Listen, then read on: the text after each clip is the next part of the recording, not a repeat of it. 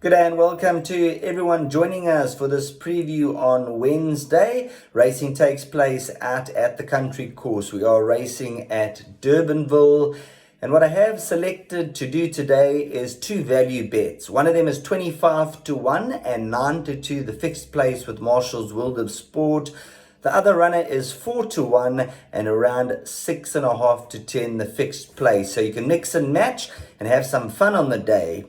Let's kick off in race number 5, where the first of my value bets will come into play.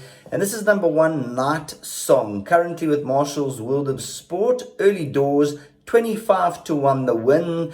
And the reasonable route and 9 to 2 looks to be a nice place bet. So number 1, Night Song, drawn 1, the only 4-time winner in the field, is fully exposed, being a 6-year-old, and does suffer from severe respiratory noises. So a horse who doesn't breathe properly, comes up for air on a number of occasions, but when Night Song decides to put it together, he certainly can win a race of this nature. If you go back in the earlier form, was running in the 93 handicaps and the 95s. In fact, the last win was in a 93 handicap, and that was over 2,000 meters. The run prior to that went the 2,500 meters. So despite suffering from severe respiratory noises, has won over extended distances. So I think after the 92-day absence, they would have ironed out a few of the issues and hopefully got the horse to breathe as well as they can. If you look at this individual, drawn 1, Grant van Niekerk jumps aboard. I think this is a horse who's going to run an absolute cracker of a race. Have an each way bet, 25 to 1. If it wins, will be a bonus. But it's a horse who has been restricted because of those severe respiratory noises. And you know, if you can't breathe, you can't run. Yet this horse has still notched up the 4 wins and the 5 seconds. I'm looking for a huge performance. Being a classified stakes, if you look at the best weighted column, number 10, Cheeky Laddie, numbers 5, number 1, Night Song, and also number 2, they're all weighted to dead heat. And then number 3, Blackberry Malt, is only 1 point off them. So the 62 kilograms, don't worry about the weight on the back. It's all about the breathing for number 1, Night Song. Looking for the 5th win, and as I mentioned, 25 to 1, very attractive odds, taking on some younger, up-and-coming 3-year-olds. So let's see how good they are. And if he produces his A game, 9 to 2 is the realistic route to go, a place bet on Night Song. But saying that, who says he can't win? Take some 25 to 1. Put him in your swingers, your exactas, and your trifectas. The second of my value bets will come up in race number 7.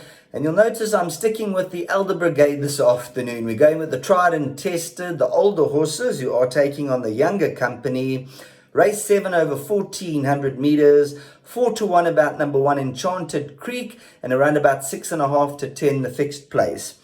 2-time winner from the 24 runs to date. Second to Zippy Over in the penultimate run, has run behind Academic Gold, Silver Darling. But the run that really stands out is on the 14th of September at Durbanville. That was over the 1,600, 3.45 lengths behind Chansonnet.